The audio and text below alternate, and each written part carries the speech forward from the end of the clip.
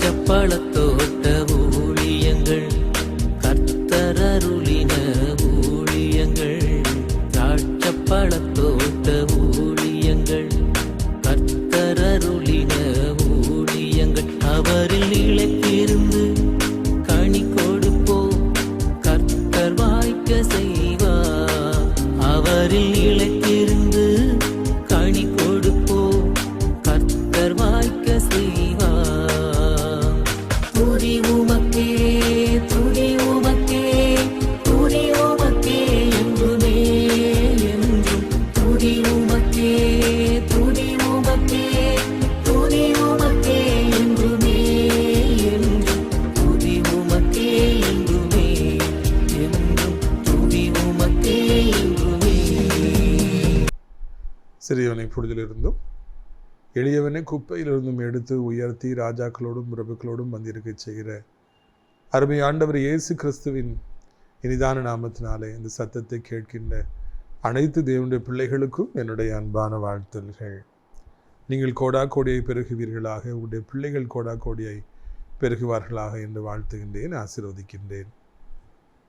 பிரியத்துக்குரியவர்களே, நம்முடைய தேவன் நம்முடைய பக்கமாக இருக்கின்ற பொழுது நாம் எதற்கும் பயப்பட வேண்டுங்கிற அவசியம் இல்லவே இல்லை. கர்த்தர் தான் நம்ம பக்கம் இருக்காரு, பெரிய நம்ம பயப்படணும். அவர் எல்லாவற்றையும் பார்த்து கொள்வார், எல்லாவற்றையும் நமக்கு சாதகமாக அவர் முடிய பண்ணுவார். அது மாத்திரமல்ல, இன்னொரு பக்கம் ஆண்டவர் நமக்காக யுத்தங்களை செய்கின்றவராக வழக்காடுகின்றவராக அவர் இருப்பார். நீங்கள் சும்மா இருந்துகிட்டே இருப்பீங்க, அங்கே இன்னொரு பக்கம் ஆண்டவர் உங்களுக்காக அவர் செயல்பட்டு கொண்டே இருப்பார். இஸ்ரவேலை காக்கிறவர் உறங்குறதும் இல்லை தூங்குறதும் இல்லை.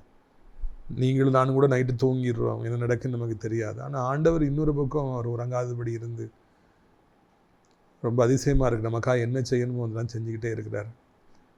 முருதைக்காய்க்கும் யூத குலத்திற்கும் அவ்வளோ பெரிய ஆபத்து காத்திருந்த பொழுது ஒருவேளை முருதைக்காய் கூட வீட்டில் தூங்கியிருப்பார், ரொம்ப நேரம் ஜோம் பண்ணிட்டு தூங்கியிருப்பார். ஆனால் ஆண்டவர் அங்கே தூங்கவில்லை. அது மாத்திரமல்ல, தூக்கத்திற்கு போன ராஜாவுக்கும் தூக்கத்தை கொடுக்க விடலை. அன்றைக்கி நைட்டு அவர் ராஜாவை தூங்க விடலை, அவ்வளோதான். உடனே ராஜா எழுந்திரிச்சு வராரு, பழைய நிருபங்களை எடுத்து பார்க்குறாரு. தன்னை கொலை செய்வதற்கு வந்தவர்களை அங்கே முருதைக்காய் சொல்லி கொடுத்து காப்பாற்றினார் எனப்பட்ட தகவல் அவர் கிடைக்குது. முருதைக்காய்க்கு என்னப்பா பண்ணீங்கன்னு கேட்குறாரு. ஒன்றும் பண்ணலை. உடனடியாக அவர் மறுநாளிலே எந்த எதிரி அவரை கொல்ல வேண்டும் என்று நினைத்தானோ அந்த ஆமோன் மூலமாகவே ராஜா முருதைக்காயை கனப்படுத்தினார் என்று நாம் வாசிக்கிறோம். நம்ம ஆண்டவர் இரவு நேரத்தில் தூங்காமல் இருந்து எவ்வளோ பெரிய காரியங்களை செய்கிறார் என்பதற்கான எடுத்துக்காட்டு அது. இன்னொரு பக்கம் நம்ம பார்க்கும் பொழுது இஸ்ரவேல் ஜனங்கள் வந்து மோசைகிட்ட எங்களுக்கு இறைச்சி வேணும், நான் வெஜிடேரியன் வேணும், எங்களுக்கு இந்த மண்ணான்னு சாப்பிட்டு புளிச்சு போச்சு, ஐயோ எங்களுக்கு ரொம்ப டிஸ்கஸ்டிங்காக இருக்குது அப்படின்னு அவங்க சொன்ன உடனே மோசே கடலில் இருக்கிற மச்சங்களெல்லாம் பிடிச்சி கொடுத்தாலும் எங்களுக்கு காணுமாப்பா அப்படிங்கிறாரு. பாரியா என் கை எவ்வளோ பெரிய கைன்னு பாருன்னு சொல்லி ஆண்டவர் மோசே அனுப்பிவிட்டு அந்த இரவிலே அவர் தூங்காமல் இருந்து சில காரியங்களை செய்கிறார். என்ன பண்ணுறாரு? ஒரு கீழ்காற்றை பண்ணுறாரு. வீசின உடனே லட்சம் காடைகள் அந்த காட்டில் அகப்பட்டு அப்படியே வந்து இஸ்ரவேலுடைய பாளையத்தை சுற்றிலும் குழு என்னப்பட்ட அந்த காடைகள் இருந்தன. ஒரு மாதத்திற்கு தேவையான உணவு அவர்களுக்கு இறைச்சி கிடைத்தது என்று காண்கிறோம். நம்ம ஆண்டவர் தூங்காமல் இருந்து அவருடைய பிள்ளைகளாகிய எனக்காக உங்களுக்காக பல காரியங்களை செய்கின்றவராக இருக்கின்றார். எவ்வளவு ஹார்ட் ஒர்க்கராக இருந்தாலும் சரி, அவங்க கடைசியில் தூங்கிடுவாங்க. ரொம்ப முடிச்சு பார்ப்பாங்க, கடைசியில் தூங்கிடுவாங்க. சமீபத்தில் ஒரு ஐயா அவருடைய வாலிப மகனுக்கு வியாதிப்பட்டு அவரை மருத்துவமனையில் வச்சு பார்த்தாங்க, ஜிஹெச்சில் வச்சு பார்த்தாங்க. ஜிஹெச் என்பது மனிதர்களுக்கு கிடைத்திருக்கிற மிகப்பெரிய ஒரு ஆசீர்வாதம். ஏனென்றால் அங்கே பணம் அதிகமாக செலவாகாது. இது ப்ரைவேட்டில் போனோன்னா லட்ச ரூபாய்களை நம்ம கொடுக்க வேண்டியிருக்கும். ஜிஹெச்சில் மகன் ட்ரீட்மெண்ட் எடுக்கும்போது ஐயா அந்த கட்டிலேயே படுத்து கிடப்பாங்க. சில நேரங்கள் தாங்க முடியாமல் அவங்க தூங்கிடுவாங்க, மிச்ச நேரங்கள் முழிச்சே இருப்பாங்க. நான் அதெல்லாம் போய் பார்த்து நான் அவர்களுக்கு ஜெபித்து விட்டு வருவேன். பிள்ளை எவ்வளவு நேசித்தாலும், தாயாக இருந்தாலும் தகப்பன் இருந்தால் கூட களைத்து சில நேரங்கள் நம்மையே அறியாமல் நம்ம தூங்கிடுவோம். ஆனால் ஆண்டவர் அப்படி அல்ல, தூங்கவே மாட்டாருங்க. அவர் தூங்காமலே இருக்கிறதுனால என்னை உங்களையும் வந்து பார்க்குறாரு. என் மகன் நல்லா தூங்குறானா, என் மகன் நல்லா தூங்குறாளா, எல்லாம் சேஃபாக இருக்கா அப்படின்னு சொல்லி அவர் பார்க்குறாரு. அதை உறுதிப்படுத்தி கொள்கிறார், நம்மை பாதுகாக்கிறார். நம்ம வீட்டை சுற்றி ஆண்டவர் உலாவி வருகிறார். இஸ்ரவேல் பாளையத்தை சுற்றி ஆண்டவர் இரவு நேரத்தில் உலாவி வந்து அவர்களை பாதுகாத்தது போல இன்றைக்கு நம்முடைய வீட்டை, நம்முடைய தேவனுடைய மாளிகையெல்லாம் அவர் சுற்றி வாரார், வந்து பாதுகாக்கிறார். என் பிள்ளை நல்லா இருக்காங்களா, சேஃபாக இருக்காங்களான்னு சொல்லிட்டு ஆண்டவர் பாதுகாக்கிற தெய்வமாக இருக்கின்றார். எனவே நீங்களும் கூட இதை மனதில் வைத்துக் கொள்ளும்படியாக உங்களை அன்போடு கூட நான் அழைக்கின்றேன். பிரியத்துக்குரியவர்களே, எவ்வளவு கடினமான சூழ்நிலை இருந்தாலும், எவ்வளவு நெருக்கடியாக சூழ்நிலை இருந்தாலும் நீங்கள் நிம்மதியாக தூங்குங்க. தூங்கும்போது சொல்லுங்கள், நான் தூங்க போகிறேன்ப்பா, எனக்கு முடியல, ரொம்ப ப்ரெஷராக இருக்குது, எனக்கு தூக்கம் வருது, நான் தூங்குறேன், நீங்கள் பார்த்துக்கிடுங்க. ஏன்னா அவர் தூங்க போகிறதில்ல. அவர் நைட்டு உட்காந்து ஒர்க் அவுட் பண்ணுவார். எதை நமக்கு செய்யணும், எதில் தீங்கிலேருந்து நம்மளை விடுவிக்கணும், நமக்கு என்ன கொடுக்கணும், எல்லாத்தையும் இரவு நேரத்தில் ஒரு பிளான் பண்ணுறார், செய்கிறார். இப்படிப்பட்ட ஒரு தெய்வத்தை நாம் தெய்வமாய் கொண்டிருப்பதற்கு நாம் கொடுத்து வைத்திருக்க வேண்டும் அல்லவா? பின்ன ஏன் கலங்கணுங்க? நீங்கள் சந்தோஷமாக இருங்க, சந்தோஷமாக இருங்க என்று மறுபடியும் சொல்கிறேன்னு சொல்லி பவுல் அப்போஸ்தலன் சொல்கிறார். யாரோ கவலைப்பட்டுட்டு இந்த செய்தி நீங்கள் கண்ணீரோடு பார்த்துட்ருக்கிறீங்க. இந்த இரவிலே ஆண்டவர் உங்களுக்கு ஒரு அற்புதத்தை செய்வார் என்பதில் எந்த சந்தேகமும் இல்லவே இல்லை. கிறிஸ்துக்குரியவர்களே, கர்த்தருடைய பிரதான கிருபையினாலே, இரக்கத்தினாலே 28 வருடங்களாக நம்முடைய ஊழியத்தை ஆண்டவர் ஆசீர்வதித்து நடத்தி வருகிறார். அநேகம் ஆயிரம் ஜனங்கள் வியாதியிலிருந்து, பிசாசின் கட்டுகளிலிருந்து, போராட்டங்களிலிருந்து விடுவிக்கப்பட்டிருக்கிறாங்க. கர்த்தருக்கு மகிமை உண்டாகட்டும். இன்னும் அநேகர் விடுவிக்கப்பட இருக்கிறாங்க. நாம் ஒவ்வொரு சனிக்கிழமையிலும் ஒவ்வொரு ஊருக்கு போய் கூட்டத்தை நடத்துகிறோம். இந்த வாரம் மார்த்தாண்டத்தில் வெட்டுமணி ஜங்ஷனில் உள்ள OMC ஹால், அந்தோனியார் கோயில் போகிற வழியில் இருக்குது. உள்ளே வந்து நேராக நடந்து வந்து ரைட்டில் மேலே ஏறி வாங்க. அங்கே வைத்து நம்முடைய விடுதலை கூட்டங்கள் நடைபெறும் என்பதை மிக்க மகிழ்ச்சியோடு கூட நான் அறிவித்துக் கொள்ள விரும்புகிறேன். பிரியத்துக்குரியவரை, கூட்டத்தின் இறுதியிலே அனைவருக்கும் சிறப்பான விருந்து வழங்கப்படும். அது மாத்திரமல்ல, தனித்தனியாய் உங்களுக்காக ஜெபிக்கப்படும். இப்படிப்பட்ட ஒரு கூட்டம் மாதத்தில் ஒரே ஒரு முறை மார்த்தாண்டம் பகுதி ஜனங்களே நடக்குது. சுற்று வட்டாரத்தில் இருப்பவர்களும் அந்த ஊரில் இருப்பவர்களும் திரளாக வந்து பங்கேற்க வேண்டும் என்று உங்களை அன்போடு கூட நான் அழைக்கின்றேன். பிரியத்துக்குரியவர்களே, அது மாத்திரமல்ல, அடைக்கலான் குருவி எனப்பட்ட தேவனால் நமக்கு தரிசனமாய் தரப்பட்ட அந்த முதியோர் இல்லம் இப்பொழுது ஆண்டுடைய கிருபையினாலே ஆசீர்வதிக்கப்பட்டு நடந்து வருகிறது. அநேகர் அங்கே வந்து தங்கியிருக்கிறாங்க. 5 பேர்கள் ஆண்டுடைய கிருபையினால் தங்கியிருக்கிறாங்க. 3 பேர் புக் பண்ணியிருக்கிறாங்க. நீங்களும் கூட அந்த முதியோர் இல்லத்தில் வந்து தாராளமாக தங்கலாம் எனப்பட்ட நல்ல செய்தியை உங்களுக்கு அறிவிக்க விரும்புகிறேன். இன்றைக்கி பல காரணங்களினாலே, பல பிரச்சனைகளாலே பெற்றோர்களை கவனிக்க முடியாத நிலைமையில் அநேக குடும்பங்கள் இருக்கின்றன, பிள்ளைகள் இருக்காங்க. உங்களுக்கு ஒரு ஆவிக்குரிய முதியோர்கள்லாம் காத்திருக்கிறதுன்னு ஆசிரியத்தில் இங்கே தினந்தோறும் காலை 10 மணி அளவில் நல்ல ஜெபங்கள் 12 மணி வரைக்கும் உண்டு. ஞாயிற்றுக்கிழமை ஆராதனைக்கு அழைத்து கொண்டு செல்லப்படுகிறார்கள். அங்கே நிறைய தேவ பிள்ளைகள் இருந்து ஜெபத்தில் வழிநடத்துகிறாங்க. தேவனுடைய மாளிகை எனப்பட்ட சர்ச்சை ஒட்டி தான் அந்த அடைக்கலான் குருவியெல்லாம் இருக்குது. அதை பார்த்து கொண்டே ஜெபித்து கொண்டே இருக்கலாம். வாக்கிங் போகலாம். நல்ல சுவையான சூடான உணவு உண்டு, எல்லா வசதிகளும் உண்டு. நீங்கள் தாராளமாக வந்து தங்கியிருக்கலாம் எனப்பட்ட நல்ல செய்தியை உங்களுக்கு நான் அறிவிக்க முடிய விரும்புகிறேன். இன்னொரு பக்கம் நர்சிங் கேர் வேணும். அதாவது வயதான காலத்திலே படுத்த படுக்கையாக இருப்பவர்களை கவனிக்கிற, அர்ப்பணிப்போடு கவனிக்கிற அவர்கள் நமக்கு தேவை. உங்களுக்கு தெரிந்தவர்கள் இருப்பாருங்கன்னா அப்படி சொல்லுங்கள். நர்சஸ் இருப்பீங்கன்னா தாராளமாக இங்கேயே வந்து தங்கியிருந்து பணிபுரிய உங்களை நான் அழைக்கின்றோம். இன்னும் கூட ஏராளமான வேலைக்காரர்கள் தேவை. இங்கே தங்கியிருந்து பணிபுரியணும், அர்ப்பணிப்பு வேணும், ஊழியத்துக்கான அழைப்பு இருந்தால் நீங்கள் என்னை தெரியப்படுத்தலாம். இப்பொழுது கூட நான் ஒரு சில வசனங்களை வாசித்து தியானிக்க விரும்புகிறேன், கவனியுங்கள். 2 சாமுவேல் 19வது அதிகாரம் 18வது வசனம்.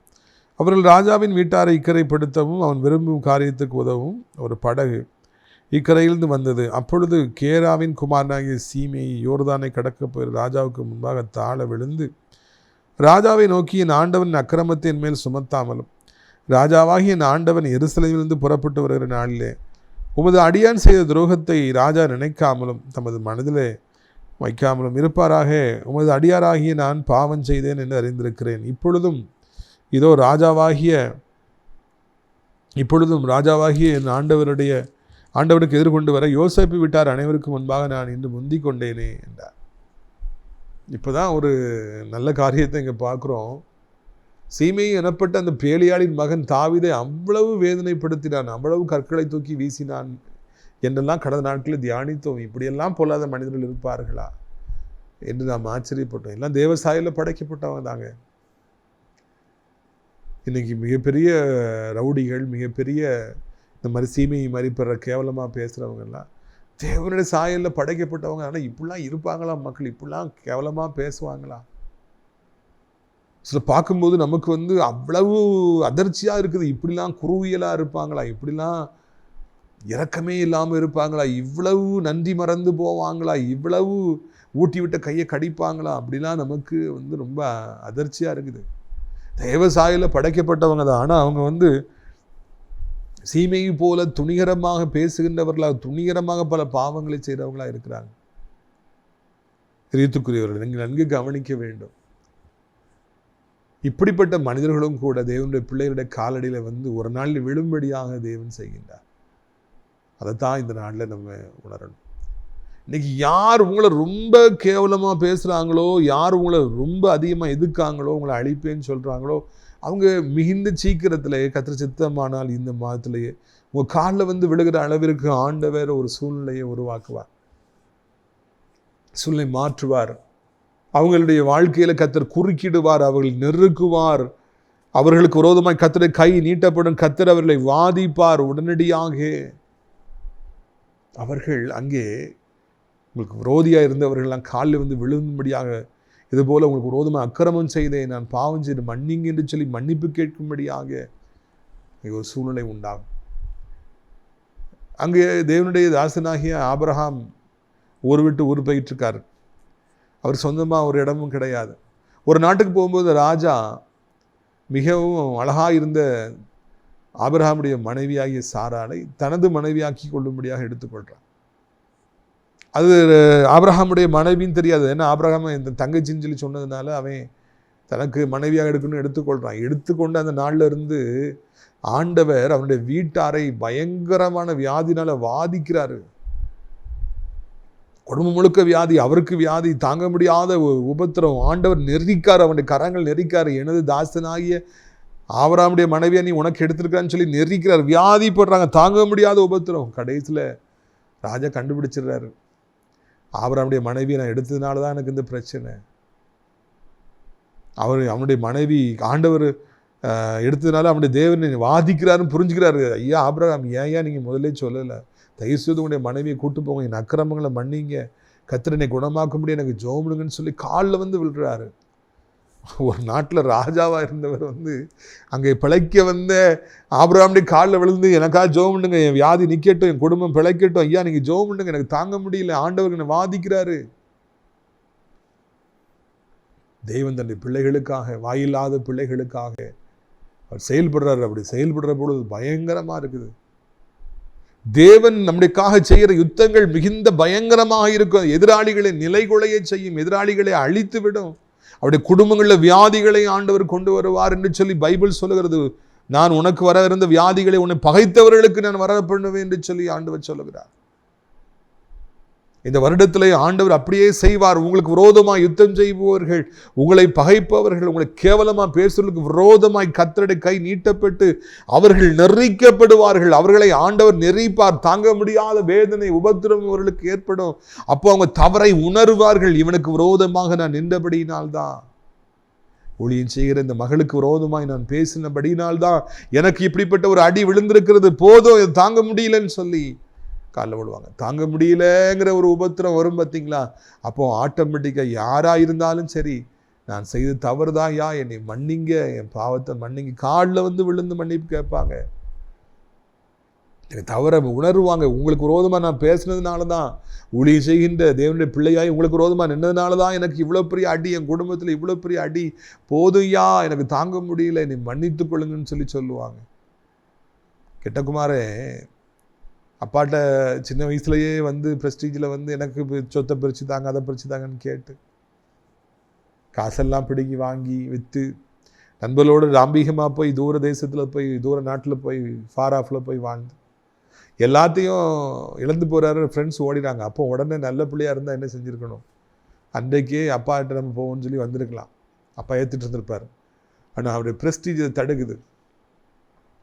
எப்படியாவது நான் மேனேஜ் பண்ணுவேன், நான் அப்பாட்ட போக மாட்டேன், அது ப்ரெஸ்டீஜ் அவரை தடுக்குது. அதனால் நான் கஷ்டத்தை அனுப்பிச்சாலும் பரவாயில்லன்னு சொல்லி தான் அங்கங்கே வேலை தேடி ஒரு குடியானவன்கிட்ட போயிட்டு பண்ணி மயக்கிற வேலையை கிடைக்குது, அதை செய்கிறாரு.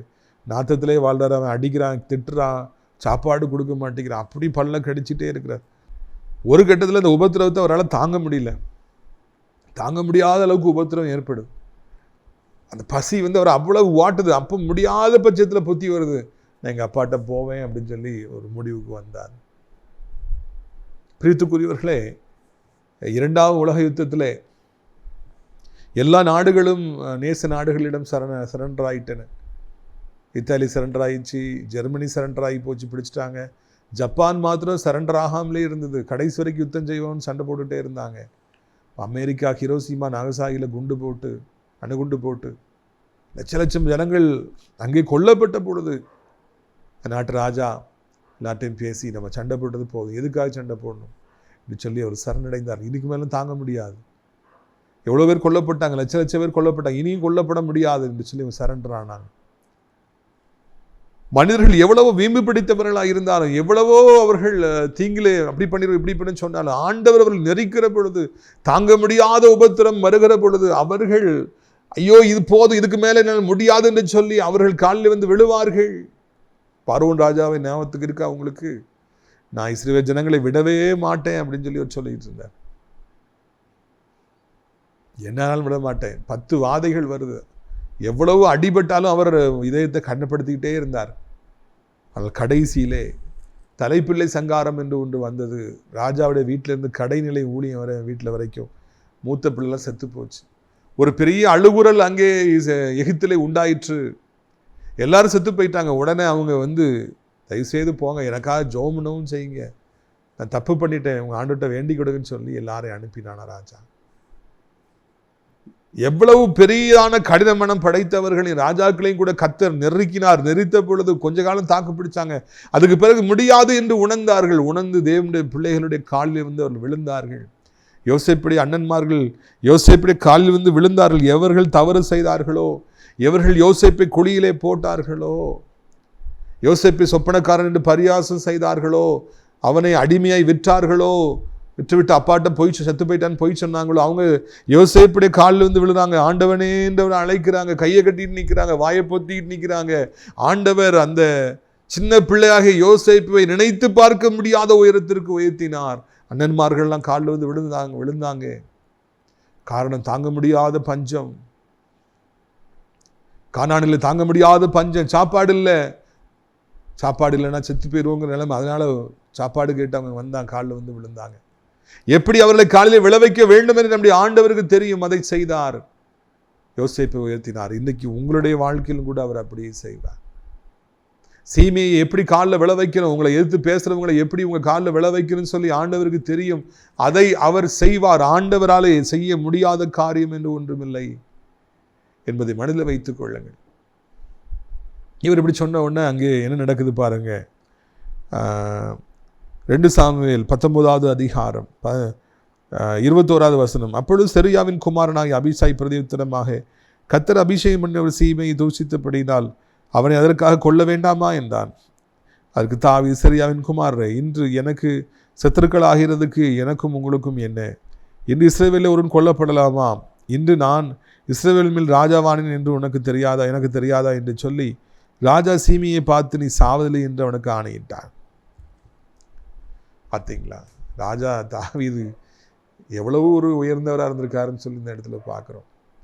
அபிஷாய் வந்து இவன் கள்ளந்தூக்கி வீசினதை மறக்கலை, இவன் கெட்ட வார்த்தை பேசுனதை மறக்கலை, ராஜாவை தூச்சிதை மறக்கலை. இவனை கொல்லணும், கண்டிப்பாக இவனை கொல்லணும், விடக்கூடாதுன்னு அவர் சொல்கிறார். நான் தாவீது சொல்கிறார், இன்றைக்கி நான் ராஜாவாக வந்திருக்கிறேன், எவ்வளோ நல்ல நாள், ஆண்டவர் என் வாழ்க்கையில் எனக்கு இரக்கம் பாராட்டி இருக்கிறாரு, இந்த நாளில் ஒருத்தனை கொல்லலாமா? வேண்டாம், அவன் பிழைச்சி போட்டோம். சீமைக்கு வா, நீ சாவதில்லை, போ, உன்னை மன்னித்தேன்னு சொல்லி அவர் அனுப்பினாரா? தாவீது முன்னால நம்ம நிற்கும் போது நம்ம ஒன்றுமே இல்லைங்க. அவர் எவ்வளவு ஒரு நல்ல மனதுடையவராக இருந்திருப்பார் என்றால், அவன் அவ்வளவு கேவலமாய் பேசிய பொழுதும் கூட அதையெல்லாம் பெரிய மனதோடு மன்னித்து, போ, நீ சாவ மாட்டாப்பா, நீ போ என்று சொல்லி அவனை அனுப்பிவிட்டார் என்று சொல்லி நான் காண்கிறோம். செரியாவின் குமாரனாய் அபிஷாய் கொல்லணும், பட்டயத்தை தூக்கி நிற்கிற ராஜா வாயிச்சு, எல்லா பவரும் நமக்கு வந்தாச்சு, எவன் கேட்பான்னு பார்ப்போம். இல்லை, வேண்டாம், இது ஒரு நல்ல நாள், ஆண்டவர் ஆசீர்வதித்திருக்கிற நாள், இதில் நம்ம கொலை பண்ணக்கூடாது, ரத்த சிந்தப்படக்கூடாது என்று சொல்லி அவர் அங்கே சொன்னார் என்று நான் காண்கிறோம். ஏற்றுக்குரியவர்களே, தேவன் எவ்வளவோ பாடங்களை தாவீதின் மூலமாக நம்ம கற்றுக் கொடுத்து வருகிறார். அதில் முக்கியமான ஒரு பாடம் மன்னிக்கிற இருதயம், எதிரியும் கூட மன்னிக்கின்ற ஒரு இருதயம். எதிரியை மன்னிப்பது, அதுவும் நம்மளை கேவலமாக பேசினவங்களை மன்னிப்பது என்பது ரொம்ப கடினமான ஒரு காரியம் என்பதை உங்களுக்கு நான் நினைவூட்டும்படியாக விரும்புகிறேன். That is not a joke. To forgive somebody who has spoken terribly against you. கடந்த காலத்தில் உங்களை கேவலமாக பேசினவங்களை, துக்கப்படுத்தினவங்களை, அள வச்சவங்களை மன்னித்து ஏற்றுக்கொள்வது என்பது சாதாரணமான ஒரு காரியம் அல்ல. ஒரு பெரிய மனது வேணும், கிறிஸ்துவுடைய அன்பு வேணும். அப்படி இருந்தால் தான் அதை செய்ய முடியும், இல்லாவிட்டால் செய்யவே முடியாது என்பதை உங்களுக்கு நான் நினைப்பூட்டும்படியாக விரும்புகிறேன். பிரியத்துக்குரியவர்களே, இந்த நாளில் கூட கர்த்தர் நம்மோடு பேசுகின்றவராக இருக்கிறார், இடைபடுகின்றவராக இருக்கின்றார், நம்மோடு கூட பேசுகின்றவராக இருக்கிறார். சிலுவையில் என்னை அடித்தவர்களை, என் கையில காலை ஆணி அடிச்சாங்க, 6 மணி நேரம் தொங்க விட்டாங்க, என்னை கேவலமாக பேசினாங்க, அவர்களை நான் மன்னித்தேன். இதாவே இவர்களை மன்னியும் என்று அவர்களுக்காக நான் ஜெபித்தேன். நீங்களும் கூட மன்னிப்பீர்களா என்று ஆண்டவர் கேட்கிறார். எவர் மேலேயும் உங்களுக்கு கசப்பு இருக்கக்கூடாது, யார் மேலேயும் கசப்பு இருக்கக்கூடாது. கிறிஸ்துவின் பிள்ளையாய் உங்களை நீங்கள் நினைப்பீர்கள் என்றால், யாராக இருந்தாலும் சரி, அவர்கள் மீது உங்களுக்கு கசப்பு வரவே கூடாது என்கிற நல்ல செய்தியை உங்களுக்கு நான் அறிவிக்கும்படியாக விரும்புகிறேன். ஆண்டவருடைய பிள்ளையாகி நமக்கு மனசுல ஒரு வன்மம் இருக்கும் என்றால், ஒருத்தரை பிடிக்காமலே நமக்கு இருக்கும்னா, கோபத்தோட நம்ம இருப்போம்னா, எரிச்சலோட இருப்போம்னா, ஆண்டவர் மேல பிரியப்பட முடியாது, ஆண்டவர் நம்மை நேசிக்க முடியாது. கிறிஸ்தவம் என்பதை மன்னிப்பதில் தான் இருக்கிறது. நமக்கு விரோதமாய் பாவம் செய்தவர்களை நாம் பெரிய மனதோடு மன்னித்து விடுவது என்பதுதான் இருக்கிறது. ஆண்டவர் சொன்னாரு, உங்களை துன்பப்படுத்துறவங்க ஜெபம் பண்ணுங்க, அவங்க நல்லா இருக்கட்டும் சொல்லி ஜெபம் பண்ணுங்கன்னு சொல்லி சொன்னார். எதுக்கு தெரியுமா? நீங்க ஒருத்தர் மேல வருத்தப்பட்டவர்களை மன்னிக்காவிட்டால் அவர்கள் நிர்மூலமாகி விடுவார்கள், அழிந்து விடுவார்கள். அதனாலதான் ஆண்டவர் அவர்களை மன்னிச்சிருங்க, அவங்களுக்காக ஜெபம் பண்ணுங்கன்னு சொல்லி சொல்றாரு. இந்த கல்லின் மீது மோதுறவன் நொறுங்கி போவான் என்று வார்த்தை சொல்லுகிறது. தேவனுடைய பிள்ளைகிட்ட மோதுறவங்க நொறுங்கி போயிடுவாங்க. வேண்டாம், அவங்க நொறுங்கி போயிட வேண்டாம், மன்னிச்சிருங்க என்று சொல்லி ஆண்டவர் சொல்லுகிறார். இன்றைக்கு இந்த சத்தத்தை கேட்கிற நீங்கள் எவ்வளவோ ஒரு பெரிய தேவனுடைய பிள்ளையாக இருக்கலாம், பைபிளை வாசிக்கலாம், கரைச்சி குடித்திருக்கலாம், ஊழியங்களுக்கு உதவி செய்யலாம், ஊழியங்களை முன்பாக நிற்கலாம். ஆனாலும் கூட யாரோ ஒருவரை குறித்த கசப்பு, அவங்க அப்படி பேசினாங்க இல்லையா, அப்படி செஞ்சாங்களேங்கிற கசப்பு உன் உள்ளத்தில் இருக்கும் என்றால், என் மகனே, என் மகளே, அதை தூக்கி போட்டு விடு, நீ மன்னித்து விடு என்று சொல்லி ஆண்டவர் சொல்லுகிறார். தேவன் நம்முடைய பாவங்களை மன்னித்தார் அல்லவா, நாம் செய்த அக்கிரமங்களை மன்னித்தார் அல்லவா. எவ்வளவு பாவங்களை செய்தோம், எவ்வளவு அக்கிரமங்களை செய்தோம். ஆண்டவரே என்னை மன்னியும், ரத்தத்தினால கழுவுன்னு கேட்ட உடனே ஆண்டவர் அதை செய்தார் அல்லவா. இந்த பாவங்களை எல்லாம் முதுகு பின்னால போட்டேன்னு சொல்லி ஆண்டவர் சொன்னார் அல்லவா. மேற்கு கிழக்கு எவ்வளவு தூரம் அவ்வளவு தூரமாக இந்த பாவங்களை உன்னை விட்டு விளக்கினேன் என்று ஆண்டவர் சொன்னார் அல்லவா. அப்படி இருக்கத்தக்கதாக நாம் ஏன் ஒருவருடைய பாவத்தை கணக்கு வைத்து கொண்டே இருக்க வேண்டும், மனதில் நினைத்து கொண்டே இருக்க வேண்டும். எப்படியாவது அதை நாம் விட்டுவிட வேண்டும், எப்படியாவது தூக்கி தூர போட்டு விட வேண்டும். இதுதான் இந்த நாளிலே கர்த்தர் நம்மோடு பேசுகின்றவராக இருக்கின்றார். இந்த காரியத்திலே நாம் கவனமாக இருக்கும்படியாக ஆண்டவர் சொல்கிறார், நீ பிறருடைய பாவங்களை மன்னித்தால் உனக்கு பாவங்கள் மன்னிக்கப்படும். ஆண்டவருடைய பிள்ளையாகிய நம்முடைய வாழ்க்கைக்கு விரோதமாக எவ்வளவு பேர் பேசினாங்க, எவ்வளவு பேர் என்னெல்லாமோ சொன்னாங்க, அதை மன்னிக்கும்படியாக நாம் அழைக்கப்படுகிறோம். மன்னித்தால் தான் நம்முடைய பாவங்கள் மன்னிக்கப்படும். தாவீது நீ சாவதில்லை என்று ஆணையிட்டு சீமையை பிழைச்சி போ நாயன்னு சொல்லி அனுப்பி விட்டுறார். சரியாய்க்கு வருத்தமாக இருக்குது, எல்லாருக்கும் வருத்தமாக இருக்குது, ராஜாவை எப்படி பேசினா விட்டுட்டாருன்னு சொல்லிட்டு. ஆனால் பரலோகத்தில் சந்தோஷத்தை ஏற்படுத்தியிருக்கும் அல்லவா. நாம் ஜெபிப்போமா? உங்களுக்காக நான் ஜெபிக்கட்டுமா? கண்களை மூடுவீர்களா? எல்லாரும் நான் ஜெபிப்போம். காடு மேடு ஓடிய ஆடு என்று என்னை வெறுத்திடவில்லை, காடு மேடு ஓடிய ஆடு என்று என்னை வெறுத்திடவில்லை, நாடி என்னை தேடிய தயவல்லவோ, பாடுவேன் வாழ்வெல்லாம் இன்பம் அன்புள்ள ஏசையா, ஏசையா பிள்ளை நானையா, அன்புள்ள ஏசையா, ஏசையா பிள்ளை நானையா, பிள்ளை நானையா, உம் பிள்ளை நான் ஐயா. ஆண்டவர் நம்முடைய பாவங்களை எல்லாம் மன்னித்தார், நம்முடைய அக்கிரமங்களை எல்லாம் மன்னித்து நம்முடைய நோய்களை எல்லாம் சுகமாக்கினார். நாமும் கூட நமக்கு விரோதமாய் குற்றம் செய்தவர்களை மன்னிக்க சீமையுடைய வாழ்க்கை, அவரை தாவீது பெரிய மனதோடு மன்னித்தது நம்முடைய கண்களுக்கு முன்பதாக இருக்கிறது. நாம் அப்படியே மன்னிக்கிற பொழுது கர்த்தர் நம்மையும் கூட அவர் ஏற்றுக்கொள்கிறவராக இருக்கிறார். So mercy so that you will be shown mercy என்கிற வசனத்தை பார்த்தே நீங்கள் நினைவு கொள்ள வேண்டும் என்று ஆண்டவர் அழைக்கிறார். அப்பா, இந்த நாளிலும் கூட வியாதிப்பட்டிருக்கிற பிள்ளைகளுக்காக அதிக பாரத்தோடு ஜெபிக்கிறோம். இன்றைக்கு வியாதி நிமித்தமாய் மருத்துவமனையில் கோடிக்கணக்கான மக்கள் அடிமைப்பட்டு உயிருக்கு போராடிட்டு இருக்கிறாங்க. ஐசியூவில் எத்தனை பேர் உயிருக்கு போராடிட்டு இருக்கிறாங்க. நாள்தோறும் நிமிடந்தோறும் எத்தனை பேர் மறிச்சிட்டு இருக்காங்கப்பா. எவ்வளவோ புது புது வியாதிகள் வந்து ஆண்டவரை ஒவ்வொரு அவயமாய் கெட்டுப்போய் வருகிறது, செயலிழந்து வருகிறது. திடீரென்று சொல்லி அந்த அவயம் இல்லாமல் ஃபங்க்ஷன் ஆகலை, இதாகலைன்னு சொல்லி எத்தனையோ பேர் மறித்து போயிருக்கிறாங்கப்பா. மறித்து போயிட்டுருக்குறாங்க. வாலிபதிலே வியாதி வந்து மறித்து போகிறவங்க இருக்கிறாங்க. புண்ணு ஆறாமல் இருக்கிறதுனால வேதனையோடு இருக்கிறவங்க இருக்கிறாங்க. ஒவ்வொருவரையும் கர்த்தாவே நீ தொட வேண்டும் என்று சொல்லி கெஞ்சுகிறோம். ஒவ்வொருவருக்கும் கர்த்தர் மனமிறங்க வேண்டும் என்று சொல்லி கெஞ்சுகிறோம். இயேசுவின் ரத்தம் ஜெயம், இயேசுவின் ரத்தம் ஜெயம், இயேசுவின் ரத்தம் ஜெயம். இயேசுவின் ரத்தத்தினால பிள்ளைகளுக்கு விடுதலை கிடைக்க வேண்டும் என்று சொல்லி கெஞ்சுகிறோம். ஆண்டவரே, நீங்கள் மனமிறங்க வேண்டும் என்று சொல்லி கெஞ்சுகிறோம். இந்த நாளிலும் தகப்பனே சோத்திரம் ஐயா.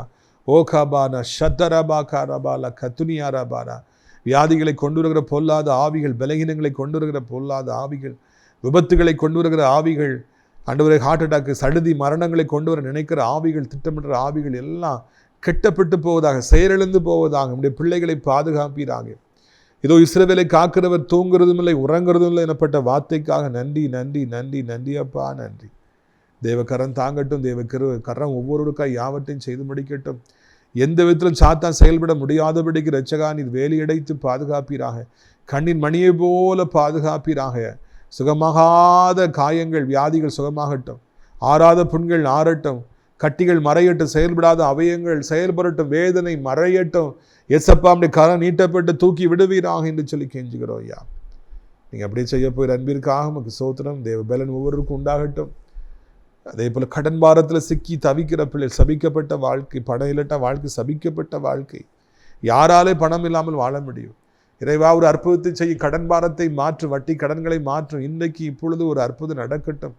வேதனை இல்லாத ஒரு வாழ்க்கையை தந்து அவர்களை சந்தோஷப்படுத்துங்கப்பா. கர்த்தருடைய கரம் அப்படியே தாங்கட்டும் என்று சொல்லி கெஞ்சுகிறோம். நீர் பலப்படுத்த வேண்டும், ஸ்திரப்படுத்த வேண்டும் என்று சொல்லி கெஞ்சுகிறோம் ஐயா. நீங்கள் அப்படியே செய்ய போகிற அன்பிற்காக உமக்கு சோத்திரம்ப்பா.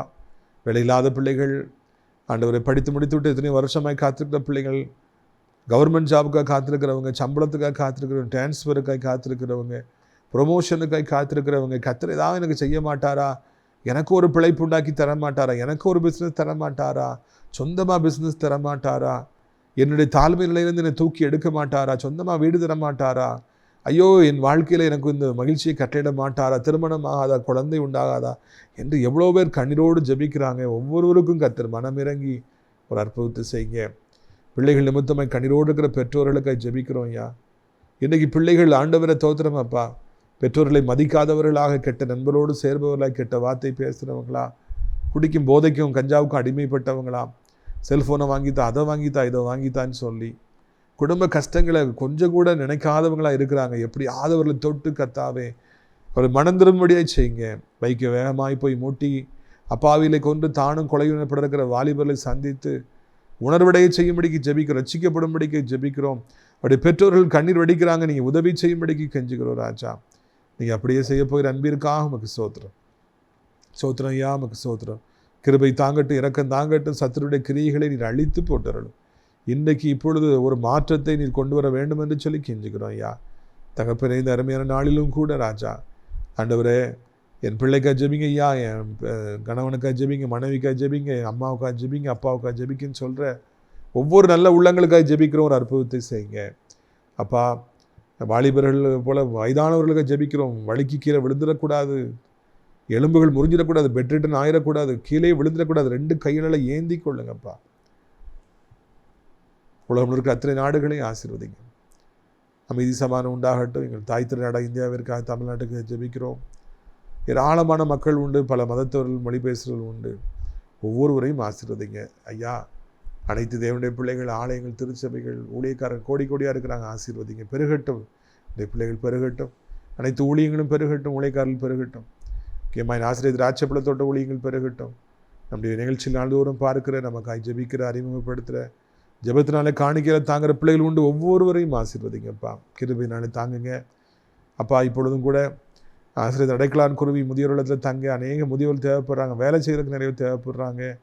தாங்க மகிமைப்படுங்க. இயேசுவின் மூலம் ஜெபிக்கிறோம் நல்ல பிதாவே, ஆமென்.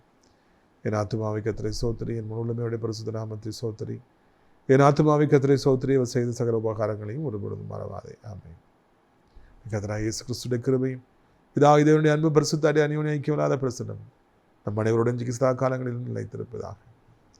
அல்லேலூயா, அல்லேலூயா. God bless you. திராட்சைப்பழத்தோட்ட ஊழியங்கள், கர்த்தர் அருளின ஊழியங்கள்.